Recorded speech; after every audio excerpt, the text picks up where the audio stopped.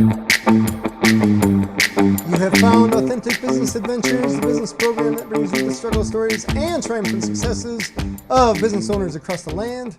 Downloadable audio episodes can be found on the podcast link found at drawincustomers.com. We're locally underwritten by the Bank of Sun Prairie, and today we're welcoming / preparing to learn from Joe Koss, the former CEO of the growing Culver's franchise, which you've probably heard of, eaten there, enjoyed, as well as Mike Leckrone, the former UW band director, which you've probably seen perform. But today we're talking about the new nonprofit they are a part of, which is COPA. So Joe and Mike, how are you doing today? Doing well. Doing well. Thanks for having us. Thanks for being on the show. You guys are powerhouses here, so I'm excited to have you guys. And you're part of this nonprofit, which is, I guess in the end, just giving back to the community, which is great to hear. So Mike, let's just start with you. Former UW band director. How did you get into this COPA thing? Well, I fell into it. When I retired from being the band director, a lot of people say, oh, he's got a lot of time on his hands. Let's see if he can help us with this.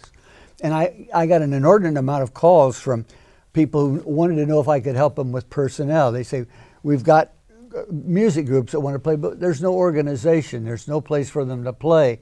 There's no place for them to do their thing musically. And I looked into it a little further, and I discovered that was right, because high schools were filling up their programs, so they didn't have, and they didn't want to take it on in a lot of cases. There were a few community places, but they were always filled up with requests. So I said, there's got to be a place around. So there were a few people came to me and said, well, we're trying to get this organization started, which will help people in communities develop a system where they can put on these kind of programs at a low cost. And I think that was paramount in my thinking, is I wanted to make sure this was a slow cost kind of thing. All right.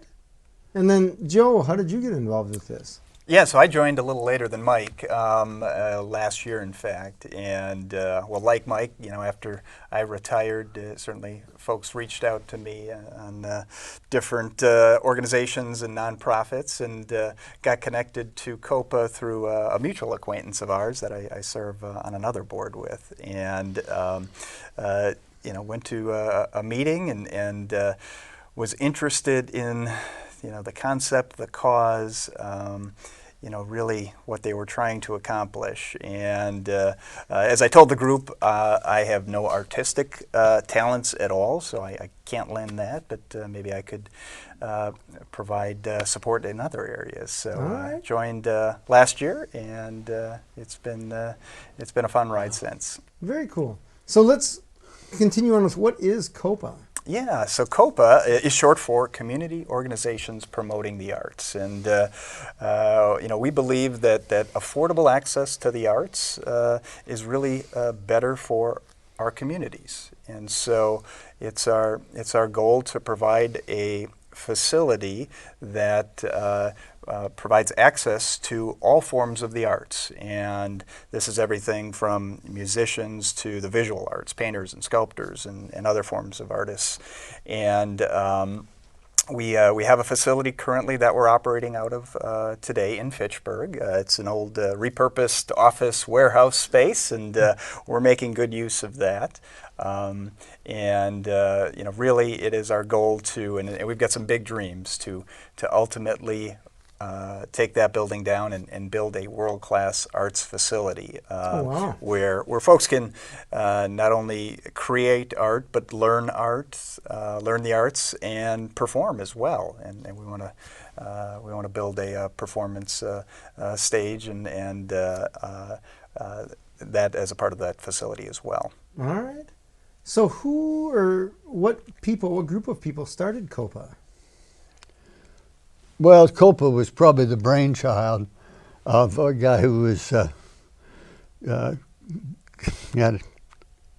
blanking. Dale. Dale, yeah. Dale Sticka, and he's a musician. Okay. And he works in the arts. He works in various arts, a lot of television, a lot of live productions.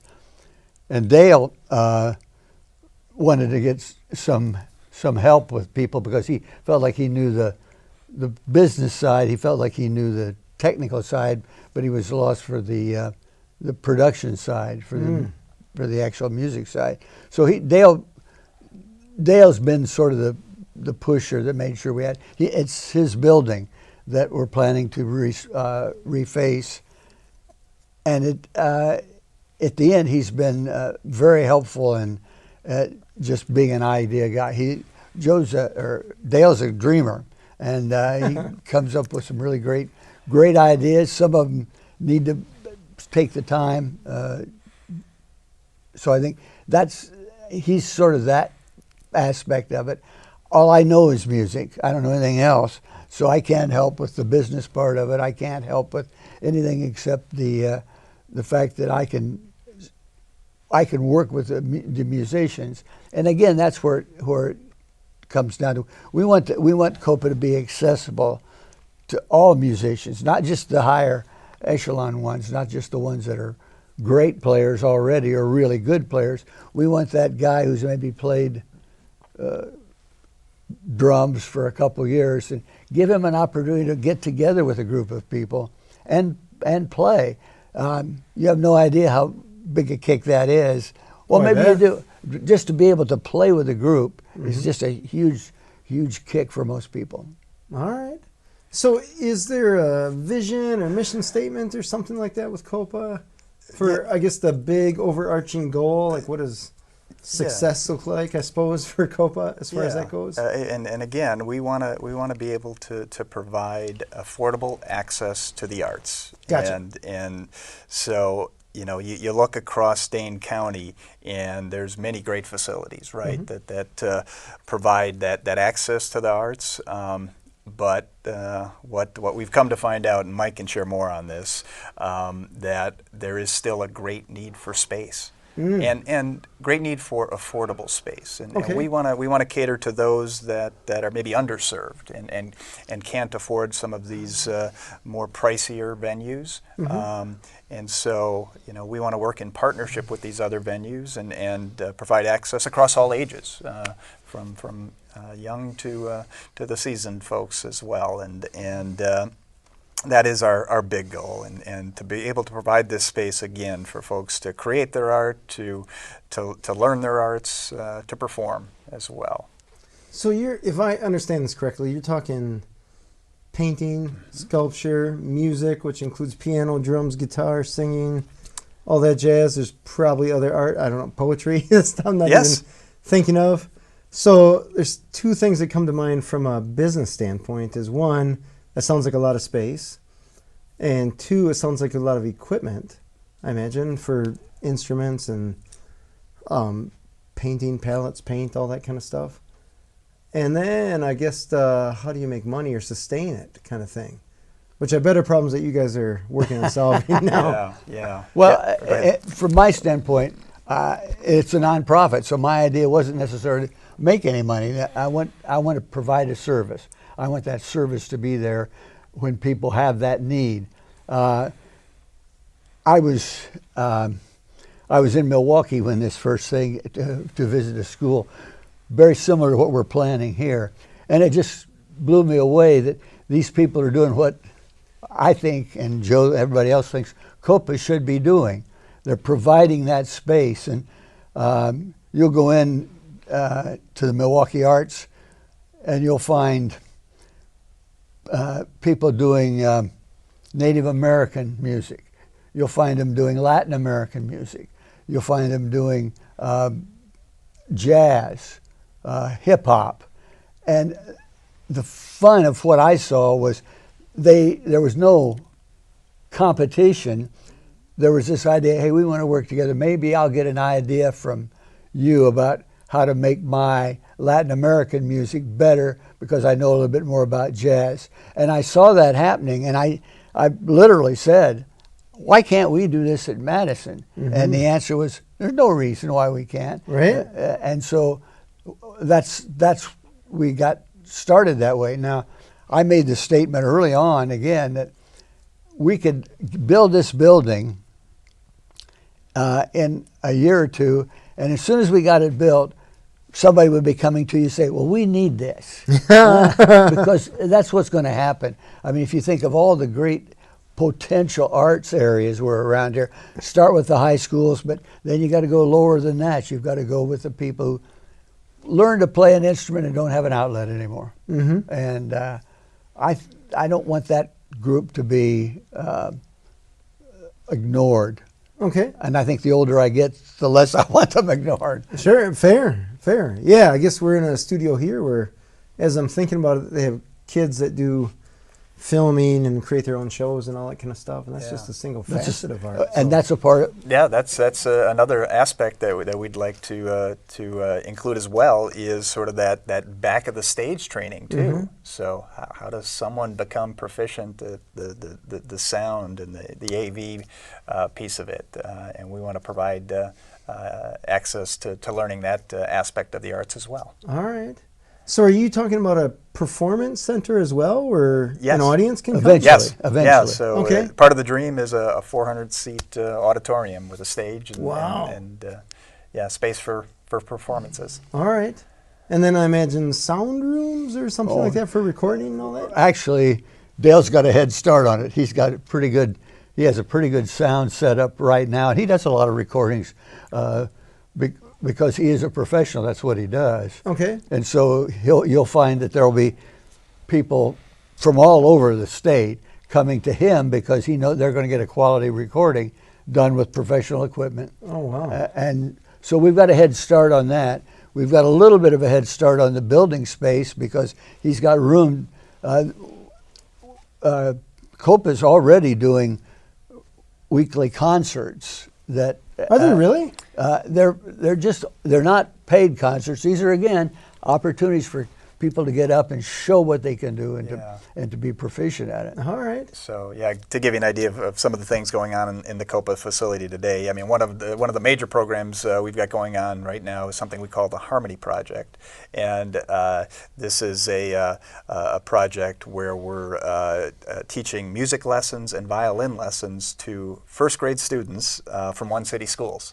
All right. And so they've had a number of performances at our facility, and when you see these young kids with their little violins playing, you can't help but smile. You can't help but smile. And the program is relatively new, just a little over a year in existence, and the teachers and administrators at the school will tell you that they're already seeing a difference in these students, and Mike can probably speak better to this, just what the impact the arts, the music have on these kids, not just in the area of the arts, but in their education as well. It's interesting how art and creativity can spark other intellect, intelligence, advancements, all that kind of stuff in science, math, all that jazz. But I feel like societally, we concentrate on the science and the math, like invent the next big thing, and kind of forget about like art's just for fun kind of thing, and forget about the result that can happen from. Been a lot of interesting projects that have been started and studies that have been studied that kids who participate in music, whether they continue it on at a great level or not, they become the strong students of that area, that society.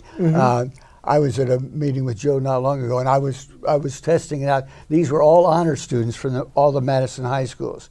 They had won all the prizes. And for fun, I said, how many of you had some music in your background when you started here? Every hand went up. And that to me is very telling, that they understood that it's important to do that. I've mentioned also that I feel like the band, the kids in the band love to play. They were in my band. They love to play. And a lot of people, and they went on, most of those go on and keep playing. They keep playing way longer than they should. No, I'm kidding. But those people find that generates another interest that they can use. 60% or 40% of the Wisconsin band when I was there were engineering students. not music students. 40%. Engineer, yeah, 40% were engineers. Wow. And that's because engineering students want to do something besides just what they're doing in the classroom, All right. just what they're doing in the lab. They want to have opportunities to show that they've got talent and can do it beyond the classroom experience. So I think it's hugely significant that happens with us, and it's been that way. It's been that way ever since I was with the band, so it's not a fluke. All right. And how long were you with them? 50 years. 50 years. Yeah. Wow. Please say something like, "You don't look that old." You do not look that old. I'm just trying to think what was going on 50 years ago. I'm just trying to think historically. Like recently, we think of pandemic, but that was a drop in the bucket for 50 years. Well, I was watching the news. Nick Jagger's is 80 He's 80 years, today. 80 years old today. Is he really? Yeah. Oh, nice. Look at that. And he's still going. Oh yeah, yeah. No. Amazingly. Yeah. I think I went to one of their the Rolling Stones last concert. I bet that was 20 years ago. He was only 60 then. Yeah, it was Right. funny Yeah. because it was one of their last concerts. And yeah, whatever. It's still going. So good for them. Yeah. So this Harmony project, that's one of the major projects or programs we've got going on in COPA today. But a few other examples of things we're doing, something called Indie Tune-Up.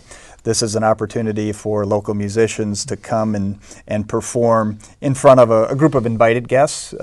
So sort of on the smaller stage to practice their talents before they move on to maybe the bigger stage. We've held arts pop-up shows where local artists can display their artwork very cool. Within the community. So those are just a few examples. But again, we're looking to grow our programs and offerings, and we have this space, and we want to make sure that it's accessible and affordable to all artists. Tell me about the instructors. It sounds like there's instructors or leadership of some kind for the individual artists. Yeah, so for the Harmony project, we've contracted with some local music teachers to help teach, again, the first graders their music lessons and violin lessons. And so today, COPA has a staff of 0. We're operating with mostly volunteers. Oh, wow. Okay. And our board as well. So all right. Part of the no challenges administrators, no no administrative staff today. So all right. This is part of the challenge of a startup nonprofit organization. Yeah. And it takes a passionate group of individuals to make it happen. Fair. Totally fair. Yeah. Tell me about the history. When did COPA actually start? Yeah, so it was around 2019, pre-pandemic, got its start, and Mike was involved early on in the process, so he can share more of the stories there. But had a little bit of a stall when the pandemic hit, right? Yeah, it changed things a lot. Yeah, changed for a lot of folks. But really, since the pandemic and over the last couple of years, things have been ramping up, and we're excited for the future. Yeah. So they started in 2019. Did they just back burner it until pandemic was over, or did they? Actually, we kept meeting because we knew that the vision, we knew that the potential was there. And fact is, it may well have grown during COPA, because that was the one good thing about COPA is these kids get to play, and I'm talking about everything from grade school up through high school. They didn't have a chance to play, and they were starving for it. And so it gave it a nice little boost there.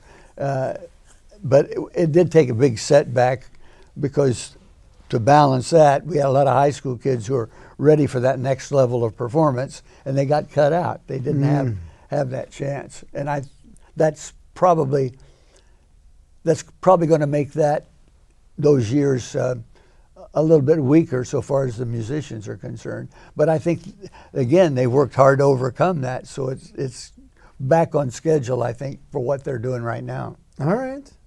So when did you get involved then, Joe? So I got involved late last year. Okay. Got connected to the group, and again, they were coming out of this pandemic and ramping things up again, and you know, they had gone through some transitions with the board, and so they had asked me to join, and again, it was something that interested me, and so as we came on, you know, taking a look at our priorities, and you know, like any startup business, you've got to put systems and processes in place. The only difference, you got to do it without a staff, right? You've got to do it with a group of volunteers and board members. It's very difficult to say we should do this. And who Yeah. wants to do it? Yeah, The hands absolutely. don't jump up. Right, right. But we've added to the board. Some great new members have joined, and you know, just great to see the passion that these folks exhibit, and you know, their dedication to the cause. And you know, with that, I think you know, success will come. Success will come. But certainly, we've gone through our challenges over the years, and I'm sure there's more challenges we're going to face. But there will always be problems. Yeah, Problems are a sign of life, so Right, it's all right. good there. Tell me, how many people are on the board? Oh, I don't know if I have a count, but there's probably close to 15. Okay. And so, yeah, I didn't talk a little bit more about our structure of our organization. We actually have two partner organizations.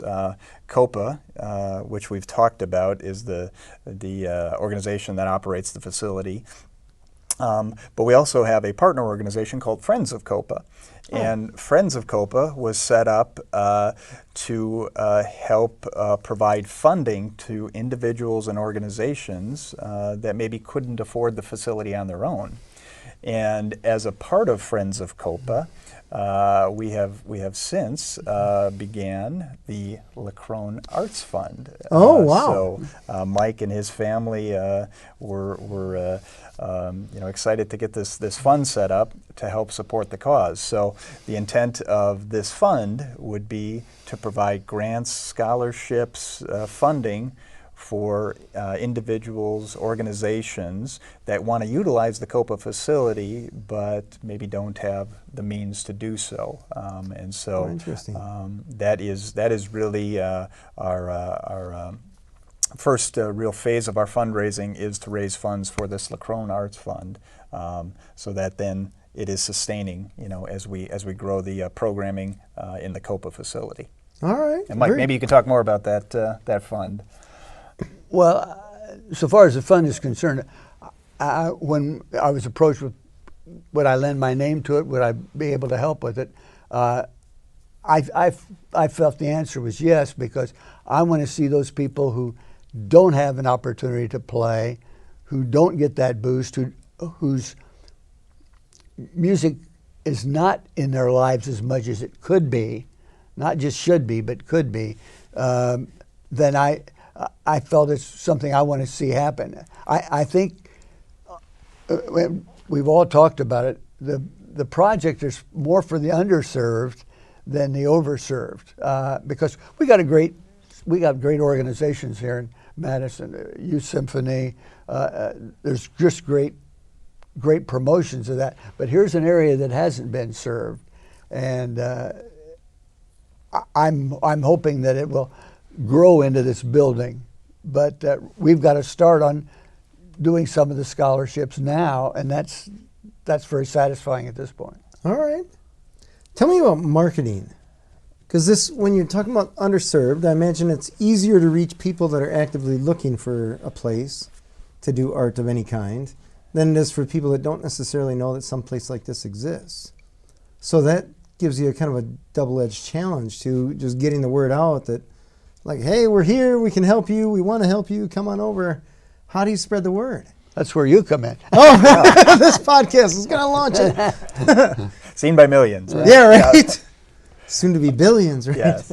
No, and so that's the challenge of a startup nonprofit, is getting your story out, right? And you know, the first part of it is crafting that story. What is the story? And you know, putting that together. And then, you know, there's getting word out to, you know, both our potential users of the facility, you know, those artists and artists to be, that yes, we have this facility and we want to offer it up to everyone, right? So there's that challenge, and then there's also the challenge of fundraising, right? And, Right, And, yeah. and certainly that's a big part of a new startup nonprofit as well. And so again, telling that story, that compelling story, and selling that story, right, to those potential donors is going to be key for us as well. And so we've been working with a local PR agency, ad agency, to help us with our website, our social media, our PR campaign, and Mike and I have been out speaking to various groups over the past couple of months and starting to spread that word about who we are. Again, both to potential users of the facility and hopefully potential donors as well. Sure. So the typical, I guess, the marketing channels that you're using are essentially feet on the ground marketing as well as some social media stuff? Yeah, so certainly with limited funds, a lot of word of mouth, right? So the board is out and communicating where they can on the project. But as well, a lot of it in digital content today. So again, website, social media, that sort of thing. And I think slowly but surely that word is getting out, and certainly involvement in various organizations, not just speaking engagements, but joining the local Fitchburg Chamber of Commerce, meeting with the officials from the city of Fitchburg too, and I think we built up a good relationship with them. They're supportive of our project. And so it's sort of all hands on deck. Wherever we can spread the word, we try to do that. All right. Now, the target market that you're after, can you describe them for me? Well, I mean, we want to be the place where everyone can be an artist. So, again, young and old, all genres of art. But as we've talked about, particularly the underserved populations, those that maybe don't have access to some of these other facilities around the area, and aren't aware of a facility like ours that they can utilize and can craft their talent, become an artist as well. Is the idea that let's just say I'm a underserved guitar player. I have a guitar. Yeah. Do I just walk in, or are there classes, or how do I get involved, I guess? Yeah. If I want to get my music going. Yeah, I would say certainly start with our website, copamadison.org, to learn more about us, and reach out to our folks and talk about what your needs are. And certainly we have some programming in place today. In other cases, it might just be space, right? Space to practice, and a lot of folks are just looking for that today, or a place to create their art. We want to be that place, so you can reach out to us, and we can chat about what we can offer. So you mentioned creating the art. I remember I had a friend that went to Milwaukee Institute of Art and Design, and one of the coolest things about that place was that they had their own studio space. I want to say it was, I'm probably wrong, but in the neighborhood of 10 foot by 10 foot chunk of warehouse-ish space that was their little kind of room. I think a 3-walled room where they had space to create their art. So do you have something similar to that for the visual art, so to speak? Yeah, we do. So we've got, again, this repurposed office space. So if you think of an office space, it's segmented into different rooms and different room sizes. We've got a few larger spaces for performances and larger events, but then smaller spaces, like you talk about, for creating the art as well. That we can potentially offer up to these artists. Okay. And then for something like that, I imagine there has to be some monthly nut that they have to pay. Right. I imagine you can't just be like, "Hey, this is all free." Right? Yeah. No. And it'd be great if it could be. Yeah. Right. So we've got to stay in business too, right? So we've been working on putting together some schedules of what that space would take to rent out.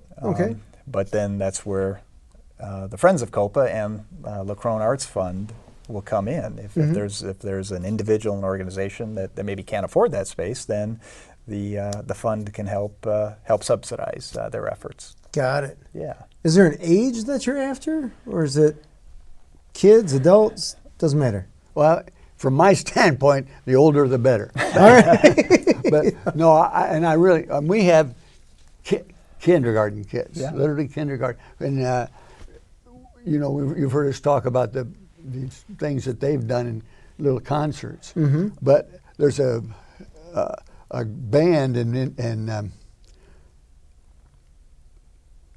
Wisconsin, which is called the New Horizons Band. Okay. And I've conducted it. Yeah, see, that we need to get our message out. But, Yeah. the New Horizons Band is adults. These are people, some of them, you know, 80 years old, who played, and they were looking for that outlet. And this is, you don't go into the New Horizons Band and expect to have to sit, you know, at the top of the section and really play. You can just barely play. In fact, there are some people in it who are just learning to play since they retired.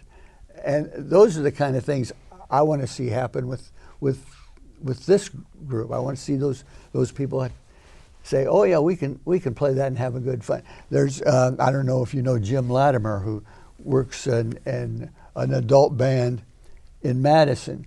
Jim expressed to me one time that his adult band, which started as some kind of type of beginners band, has now outgrown that. They're too good.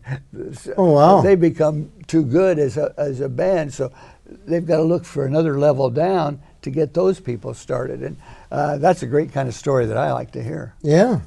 So are there routine concerts or art shows or recitals or anything like that, or is it more or less sporadic based on the individuals? Yeah, there's some routine. So the Harmony Project that I talked about, those kids were doing performances monthly. And that's certainly you know, open to the public, but parents and administrators would go to that sort of event. The Indie Tune-Up that I talked about, there's a regular schedule of those events on our website again. So you know, starting to build that sort of schedule of events on our website. All right. So what have been some of the challenges that you two have run into with, I mean, nonprofit, of course, well, any business is going to have challenges, but what have been some of the unexpected challenges? How much time do we have? Yeah. Yeah, no, I mean, like any startup, right? You know, with any business, you've got to go through the setup of the systems and the processes, and you know, you've got to have the various disciplines. Again, we're operating without a staff, so you know, very strong support from our board, and so you know, part of it is recruiting board members that maybe have the background in some of the needs we have. So, you know, certainly we've got board members that have artistic backgrounds to help with our programming, but folks with financial background or legal background.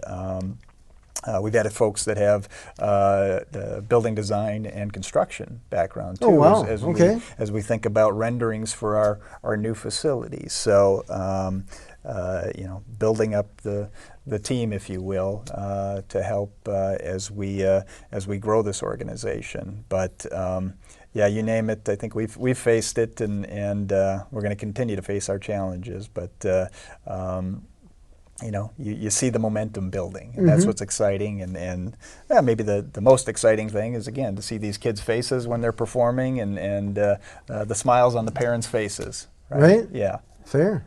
What have been some of the successes, the recent successes that you've come across that maybe weren't necessarily expected? Yeah, you know, I think a number of things. You know, I look at, you know, the board members that we attracted recently. You know, some really passionate people, some talented people. You know, adding to an already talented board. I look at, you know, some of the projects like the Harmony Project that has you know, had maybe some early stumbles, but has seen momentum grow there. I look at the partnership with the city of Fitchburg, right? Again, all right. Yeah, I mean, probably a slower start to that partnership, and I think we've been able to strengthen that relationship. They are very supportive, as I mentioned, of our project, and so that's been exciting to see. And then maybe one of the more recent successes. a few board members have been attending a workshop put on by Amanda White. Amanda, a little plug for her, she puts on this workshop series on capital campaign plans. And Sure. it's a monthly session that walks you through everything you need to do as a part of the whole fundraising project. And it's a long list, but it's a game plan of how we will attack this fundraising plan. So again, a lot of little things that have added up and provided some momentum for our project. All right. Tell me about the board, because this is a curiosity question, both from just the board, what you guys are doing is a good thing, nonprofit. But the boards that I've been on, some of them have been a little challenging because not everyone necessarily shares the exact same vision, or maybe they have the same end goal, but their means of attaining that goal don't always align with everyone else. Yeah. And others, I feel, just like to hear themselves talk. So. Yeah. No, I'd say overall we've got a great board. Again, Okay. Passionate, talented individuals, and I think you want a board with different perspective and different ideas. Definitely. You don't want everybody thinking the same way, right? So No. you want people coming with various perspectives, and we've got that. I mean, again, from the arts to the financial world to the legal world to the building, design world. Mm-hmm. Has the board grown over the past? Yeah, it has. It has. Okay. Yeah, we probably added a handful of folks over the last year. All right. To that board, and so, and then we've got this great ambassador on board. Yeah, right. It's been awesome having Mike involved in this project and helping to spread that word as well. So. Yeah, and again, these are all voluntary board positions, and so Right. people have different degrees of capacity, to give and to offer up their talents. And I'll say overall, this board has been tremendous in that regard. Yeah. So in 2019, when this started, was the goal to get a new building and go through all that, or has that evolved over the course of time? Actually, from my perspective, it may have gotten the cart before the horse. Oh, okay. Their first idea was, we need this building. We got a place for it. We have a location that would be great because it's accessible to anything, more accessible than almost any place you could name in Madison. It's easy to get to. It's going to be a facility that will be very usable by dozens of people, and so Dale's idea was to let's get the building, and then as we worked with different people, we found out that there has to be some kind of a grassroots movement to get from here to there, so that here is people can look at it and say, well, we've got that going. You've heard us talk about several programs that are going right now. Those need to keep growing and develop into that school. There will be, at some point, I think, and maybe I'm speaking out of turn, but at some point there's going to be a group or a single person who says, boy, look what they've done. We need to support that more fully than we have at this point. And I think that's one of the challenges, but I think it's also a very worthwhile and realistic goal. Mm-hmm. Yeah, I bet it's challenging, I suppose. You have to build upon your success, but when you get that idea, you want to just build your rocket ship right away. Right. Yes, I think that was the original idea. Let's just build this, world-class facility and just do that from the start. And I think we've kind of regrouped on that idea, and now we've kind of instituted this phased-in approach of our fundraising. And really, we want to build the momentum, right? So offer up our current facility to groups and organizations. It's a great facility. It works. Prove the model, so to speak. Prove out the model, exactly. And we're starting to see that momentum build. So first phase of the fundraising project is to raise money for the Leckrone Arts Fund, and that will provide this sustainable funding for these groups into the future, right? The next phase of the fundraising project would be, there's multiple buildings on the site, and what we want to do is remodel one of the separate buildings, so we can continue the programming to then eventually build the world-class facility as the third phase of the fundraising project. So Gotcha. again, throughout all of this, continue the momentum, build the momentum, and well, if you build it, they will come. Yeah, right. You That's our hope anyways, right? yeah. Yeah, I imagine when it comes to a building and something like that, you need to get enough donations to make it happen. Yeah. And the people that are donating want to see, what are we donating for? Yeah, what are we doing? What are we doing? It's not, they're not donating to a building per se. Right. They're Right. donating to a cause, and how will this benefit the community at large? Mm-hmm. And that's what we're trying to prove out, right? So, the proof is in the pudding. So, you know, what have we seen so far? And that's what people give to, right? They give to a cause. They give to people. They don't give to a building per se. Right. Yeah, there's millions of buildings. Yes. It's kind of emotionless, I Right. guess, to a point, but Well, you asked what our successes were. We really had something off the ground that was really worth doing, because back in 2 years ago, we thought it would be a great thing to have a concert, an outside concert where the building is, where you invite in different ethnic groups who could perform, Latin American groups who could perform, hip-hop groups who could perform.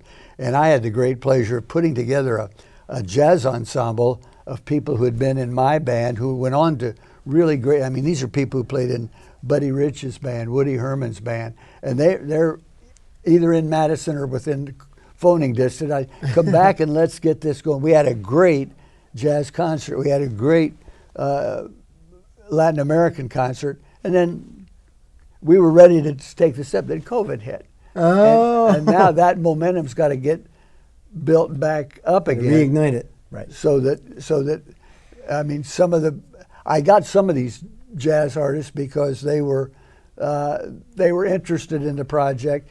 They may have lost some of the interest for whatever reason, so we have to build that back up again. But I spoke just last week about, I think that's something that needs to get going again to show what you can do at this highest level. Yeah. And at the same time, keep the idea that it's, you know, you could be in it. You Yeah. can be a part of it. So that, to me, sounds like a blast to be an audience member. I'm not much of a musician at all, I guess, to put on a show or anything like that, but I would love to attend something like that. So how do you get the word out that stuff is going on?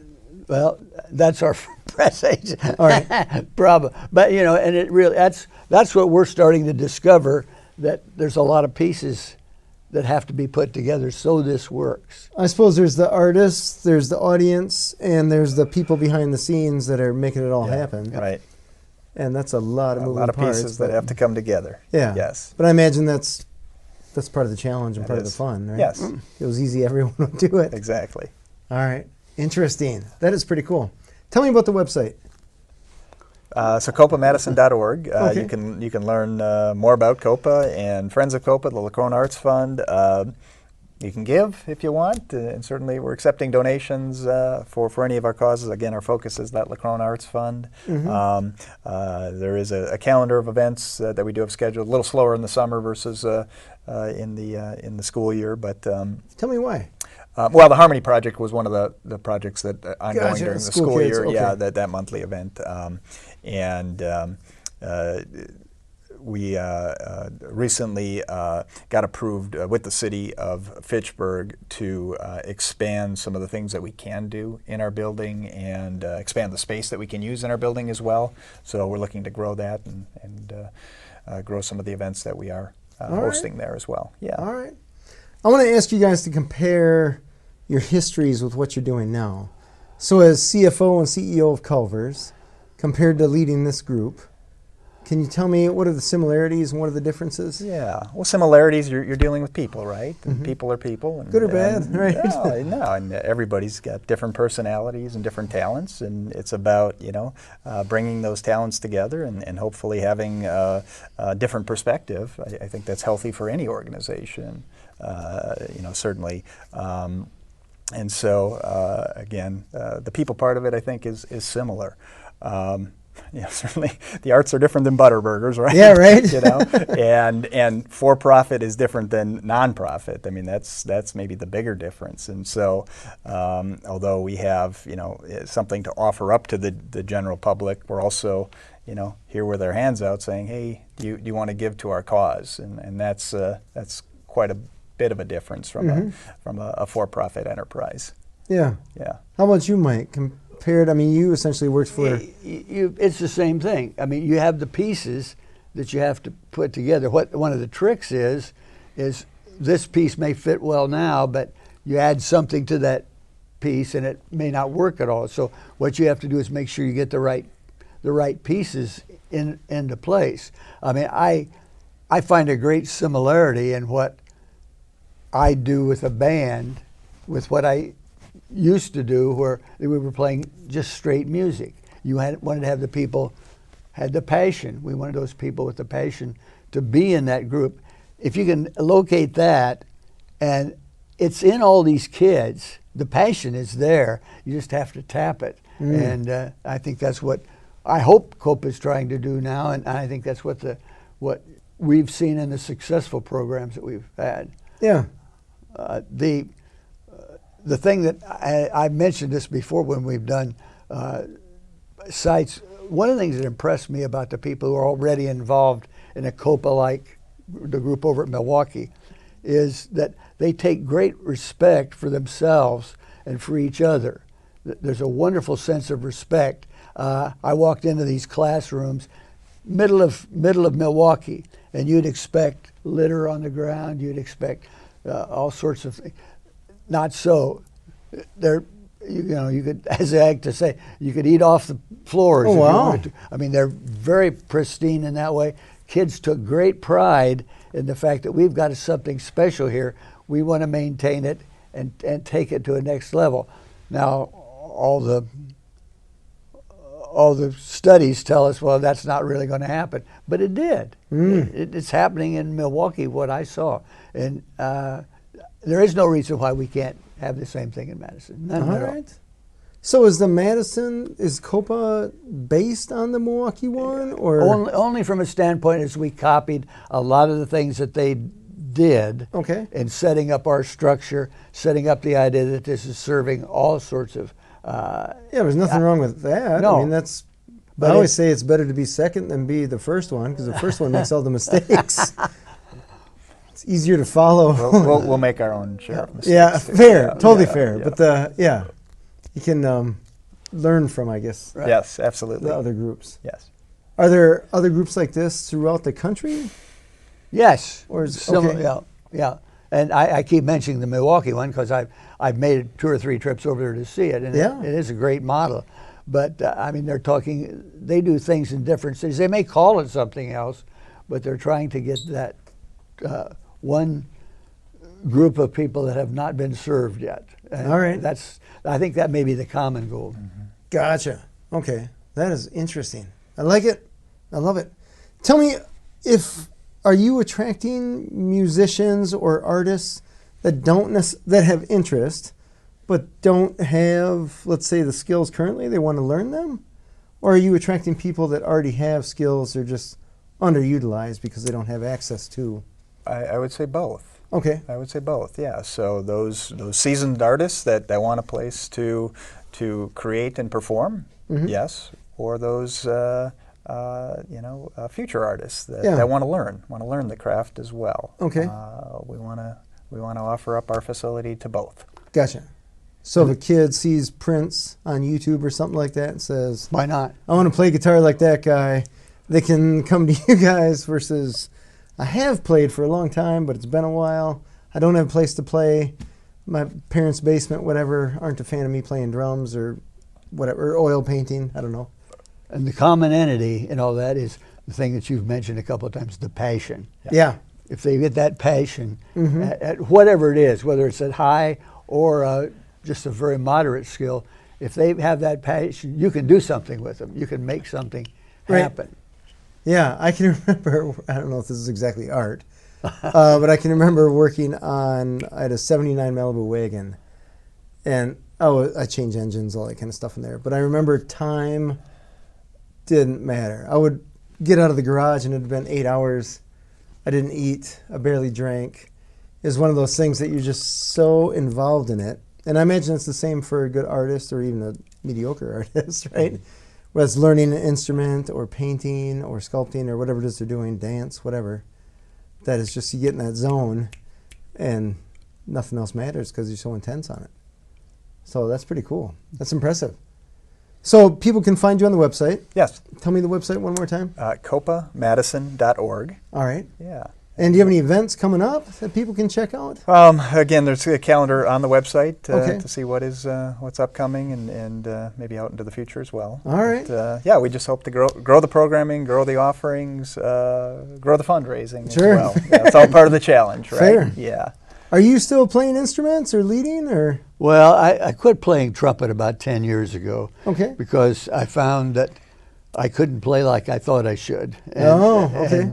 And, a wind instrument you have to keep up, but I play probably more piano now than I ever did because I just can go in and I have a piano in a studio at home. I just go in and play whenever I feel like it.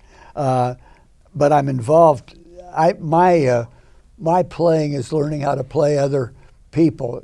I arrange a lot. I do a lot of arranging of music and composition. So it's putting it into. I'm still playing from that standpoint, but I'm not playing from physical pick it up and do it. Although every now and then I sing, which the people just hate. I didn't know. I promise you can sing better than me.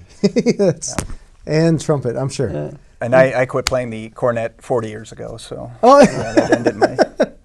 So I think they asked me to leave. Yeah, in fact. All right. Yeah. Any painting? Anything? No, I have no artistic ability. Oh, you can have something deep down inside. I sing in the shower. I sing in the shower. Yeah, that's about it. That's close. I don't. Maybe there'll be a shower in the facility. But you'd be surprised at how good he could be with somebody who has a little passion for teaching it and takes the time. I used to say there's no one who doesn't have the talent to be able to play adequately. Agreed. There's nobody like that. But what you have to do is find out how deep you can tap them to get back what you want. Get some drive, I imagine. But I imagine if you're surrounded by it, you almost would fall into something. Maybe ballet? I don't know. You don't know me that well, do you? But you mentioned ballet. That's another area. That's another dance. Yes, absolutely. Dance, which we're trying to promote, and that's a great opportunity. Yeah, when you said the arts, I was just trying to think, what all does that include? And I know we talked a lot about music, but that's a huge gamut. Huge. Absolutely. So, theater and all kinds of stuff that's... aspects of the theater you won't. I know of a couple of people that were in my band that all they do now is costuming and makeup. Yeah. All right. That's all. That's their jobs. Right. And it's great to see that. Yeah. You raise an interesting point because on top of those arts, you also have the back end of those arts. Right. The stage design, the lighting, the sound. All those people that keeping the instruments. Yeah, need to keep the show going. And the road crew, I guess, so to speak. Absolutely. And so how do they learn that craft, right? Yeah. And hopefully we can be the place where we can teach some of those skills as well. That is very cool. Yeah. Well, I wish you great success. This is a cool thing that you have going on. Well, thank you. This has got to be the first time that I can think of in a long time that I heard of anyone really pushing the arts. I hear so much about pushing technology, science, software, math, all that jazz. You don't hear a ton about the arts. No. Well, we've got a lot of great facilities in and around Dane no County, doubt, right? No doubt. But I don't hear people pushing. Yeah, should I attend this concert, whatever, right? Something like that, but actually getting the community involved. Yeah. Maybe I'm under a rock, but I feel like what you have going on is a really good thing. Helpful to the community. Yeah. Thank you. Cool. I appreciate you being on the show. My pleasure. Thank you. My pleasure as well. This has been Authentic Business Adventures, the business program that brings you the struggle stories and triumphant successes of business owners across the land. Downloadable audio episodes can be found in the podcast link found at drawincustomers.com. We are locally underwritten by the Bank of Sun Prairie. If you could do us a huge favor, if you're listening or watching this on the web, give us a big old thumbs up, subscribe, and of course, share it with all your entrepreneurial friends and those friends that could use a little kick in the art. Because, hey, that's what it's for, right? My name is James Cademan, and Authentic Business Adventures is brought to you by Calls on Call, offering call answering and receptionist services for service businesses across the country on the web at callsoncall.com, as well as the Bold Business Book, a book for the entrepreneur in all of us, available wherever fine books are sold. We'd like to thank you, our wonderful listeners, as well as our guests, Joe Koss, the former CEO of Culver's, as well as Mike Leckrone, the former UW band director, two powerhouses that have joined forces to get COPA. Tell me the website one more time. COPAMadison.org. And that's C-O-P-A, correct? Correct. All right, COPA Madison, all one word, .org. Couldn't be easier, right? Past episodes can be found morning, noon, and night. The podcast link found at drawincustomers.com. Thanks for listening. We will see you next week. I want you to stay awesome. And if you do nothing else, enjoy your business.